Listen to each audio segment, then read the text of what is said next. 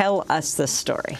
Well, the book begins with the story of Massa Delano, who was a distant relative of Franklin Delano Roosevelt from a less successful branch of the Delano family, Duxboro, Massachusetts, and he was in the South Pacific. He was hunting seals, and he came upon a distressed Spanish slave ship that was in trouble. The sails were tattered. It was pulling a long trail of garland of seagrass. It was in bad shape. And he boarded the ship, and events conspired that he was alone on the ship with who he thought was the captain, Benito Cereno, and about 70 West African men and women, and only a handful of Spanish sailors. And he spent all day alone on board, observing the ship, thinking it was in distress, but a normally functioning slave ship. He was told that the ship had run into a storm, and then fevers hit, and that's why there weren't many Spaniards around.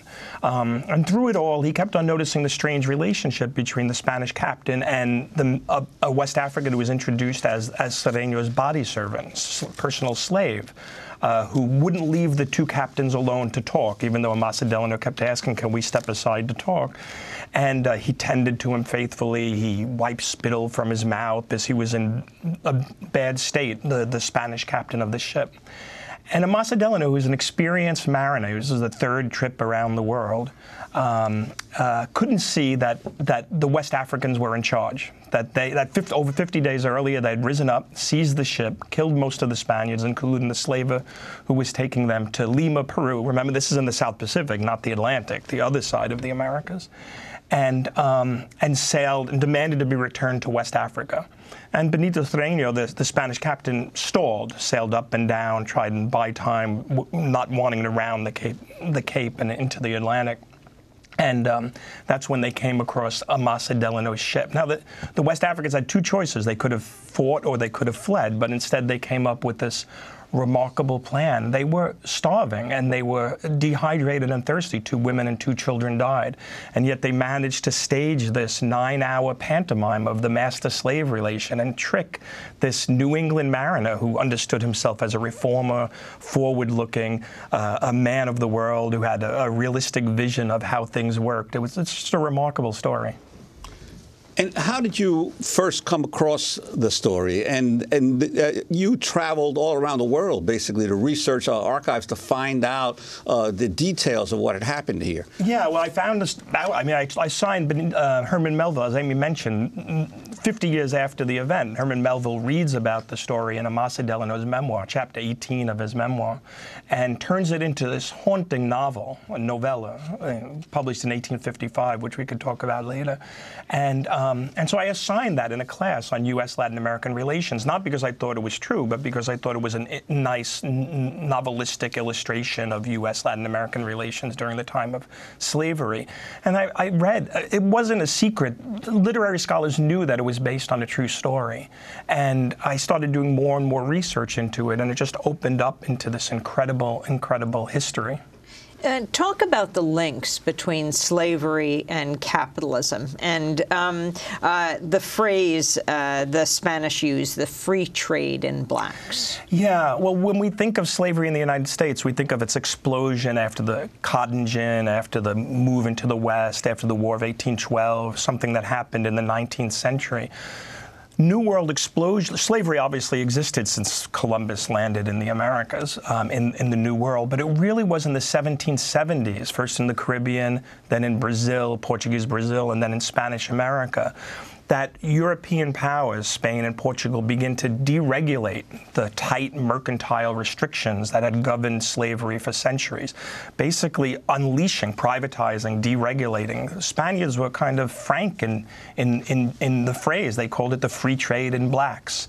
And this kicks off this remarkable market revolution that revolutionizes the New World, in which what happens in the United States after 1812 is the last phase of, in some ways. Remember, Massa Delano's leaving New England in 1803. Slavery's on its way out in New England. A lot of people thought it was on its way out in the South. And what he sails into in the South Pacific in some way was a preview of the race terror and violence and ecological destruction associated with slavery that would grip the United States decades later. He was sailing in some ways into the future. And one of the things you talk about in terms of the slaves who who engaged in this insurrection was that many of them were Muslims. Yeah.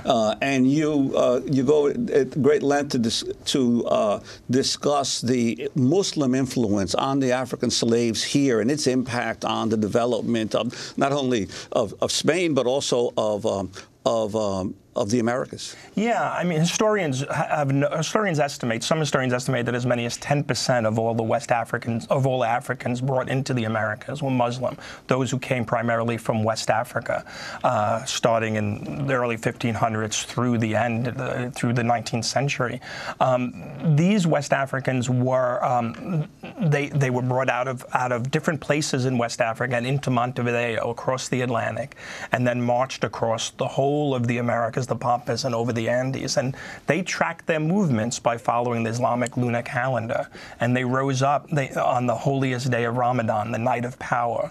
So there's a way in which Islam, I mean, one of the things that I try to make the case for implicitly in the book and explicitly in this essay that I wrote in The Nation was that this notion of a clash of civilizations between the Islamic world and the Western world, a fault line, and Samuel Huntington's famous phrase is just nonsense when you think about the history of slavery, that Muslims and Islam were present in America from the beginning, often covertly so, through the institution of slavery. Also, this critical time, 1803, 1804, this is also the time of the first slave uprising that leads to the establishment of a new nation, Haiti. Yeah, Haiti. Haiti in 1804 declares itself independent, and actually so the story happens a generation after the American Revolution, a generation before Spanish-American Wars of Independence, and the year Haiti, the first and only slave revolt that leads to the creation of a republic, the Second Republic in the Americas, take place. The West Africans actually asked to be taken after they rise up and seize the ship to a land of blacks that they heard exist in these waters. Benito Cereno, the captain, says no such land exists. I mean, immediate denial of the reality of Haiti. I mean, he certainly didn't want to sail the ship to Haiti, and so it was after that the West Africans demanded to be returned to Senegal. Who was Massa Delano named after? Massa Delano was named after his uncle, who was a militia member during the 7-Year War with the British forces, and he was involved in. This is a little side tangent in the story. He was involved in the massacre of Native Americans up the Connecticut Valley near Canada, and in fleeing from retribution from the community, they got lost in the winter coming down the Connecticut Valley, and they wound up killing the Native American prisoners of war that they had, and cannibalizing them. So there's something. I mean, all of Massa Delano's other siblings were named William and Alexander, and all of these other innocuous names. For some reason, his parents named him after his uncle, who wasn't a kind of portended something not. Well, over the last 30, 40 years, we've had an enormous amount of scholarship on the African slave trade and its links to economic development here, obviously, in the New World. What did you, using this one insurrection on one ship as a prism to look at the entire system, what were some of the new insights that you think the reader will take away from your book that hasn't been really mined by previous scholars? Well, a lot is obviously based on the work of scholars that went before, and mine is a very close study. It's this narrative history, and it follows these two tracks. One is the history of the West Africans out of West Africa into Buenos Aires and Montevideo, and then across the Americas. And then the other follows a Massa Delano coming into the Pacific as a seal hunter, and the intersection of those two stories and those two narrative lines. I think it provides the fullness of slavery. It gives a sense of not just the Middle Passage across the Atlantic and the horrors of the Middle Passage, which we know of, but a second Middle Passage across the American continent and over the Andes, the highest point in the Americas, and then down into the Pacific. It was an incredible ordeal at these West Africans. So it gives the fullness of that. It gives the fullness of slavery's importance, and as I mentioned earlier, this market revolution. 1803, 1804 war when the West Africans were brought into Buenos Aires was more slaves were brought into Buenos Aires and Montevideo that year than in any previous year. It was just this free-for-all, this free trade in blacks, this unleashing of this market revolution. Likewise in Cuba, the huge trade and really importation of slaves takes off in the 19th century. Yeah, around this time. And then I think it gives a sense not just of the geographic dimensions from the Atlantic and across the Americas and the Pacific, but the fact, as I mentioned, that in Massa Delano, it gives almost a chronological sense. So Massa Delano is caught up in this race terror and his own involvement in putting down the rebellion once he finds out the reality of the situation. But then 50 years later, when Herman Melville reads about the story, what Massa Delano sails into in the Pacific has come full bore into the United States.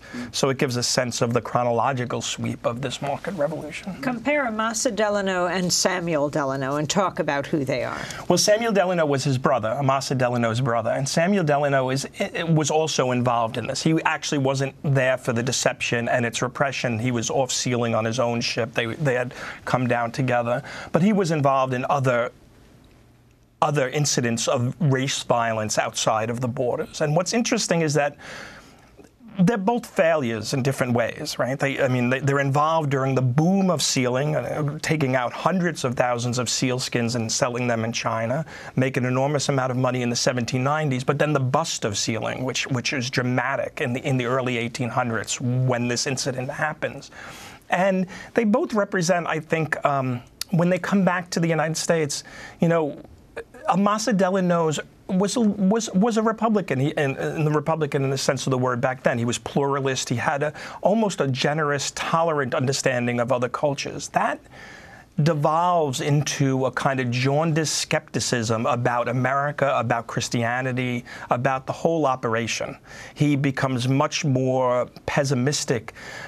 Samuel Delano becomes much more of a fundamentalist. He becomes, when he comes back to the United States, and he's as much a failure as Massa Delano is, he doubles down on Christianity. He jettisons the liberal Christianity of his Massachusetts youth, which had moved away from that Calvinist gloom, and embraces a kind of fire and brimstone Christianity. So in some ways, I think they encapsulate, if you think of the new right and the new left coming out of Vietnam, right? The new left is skeptical, anti-imperialist,